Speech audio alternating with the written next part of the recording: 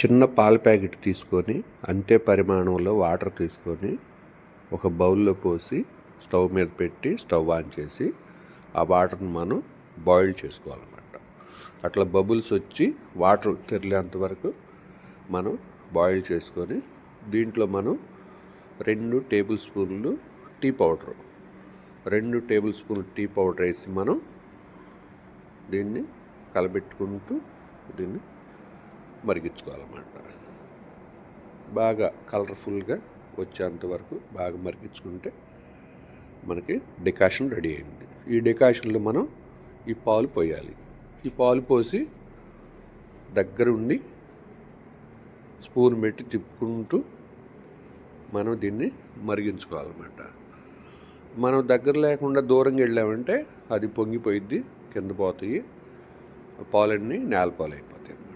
ఈ విధంగా దగ్గరుండి మనం స్పూన్తో కలబెట్టుకుంటూ దీన్ని మరిగించుకోవాలన్నమాట. అట్లా ఎక్కువసేపు మరిగించుకోవడం వల్ల టీకి ఉన్నటువంటి పచ్చివాసన పోయి టీ ఫ్లేవర్ అంతా బయటకు వస్తుంది. మరియు ఆ టీ పౌడర్లో ఉన్నటువంటి రసం అంతా ఈ యొక్క పాలల్లోకి దిగుద్ది అనమాట.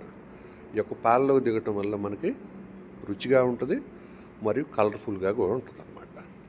ఈ విధంగా మనం 10 రూపాయల పాలతో ఇంట్లో 2-3 కనీసం 3 టీలు తయారు చేసుకోవచ్చు. దీనివల్ల మనకి ఖర్చు తగ్గుతుంది, మరియు టేస్ట్ కూడా ఉంటుంది. దీంట్లో 2 టేబుల్ స్పూన్లు చక్కెర వేసుకొని మంచిగా మిక్స్ చేసుకొని ఇప్పుడు మనం దీన్ని వడపోసుకోవాలన్నమాట. ఒక జాలి గరిటె ద్వారా వడపోసుకోవాలి, లేదంటే ఏదన్నా పల్సటి క్లాత్ పెట్టైనా మనం దీన్ని వడపోసుకోవచ్చు అనమాట. ఈ విధంగా మనం టీని వడపోసుకొని మనం ఇప్పుడు లెట్స్ గో టీ టేస్ట్ చేద్దాం. వీటిని ఒక కప్పులో పోసుకొని చూడండి ఎంత కలర్ఫుల్గా ఉందో. తాగకముందే తాగేసినంత ఫీలింగ్ వస్తుంది. బాగా చాలా టేస్ట్గా తయారైంది. ఈ విధంగా ఈ వీడియో మీకు నచ్చినట్టయితే లైక్ చేయండి, షేర్ చేయండి, సబ్స్క్రైబ్ చేయండి. Wow, super!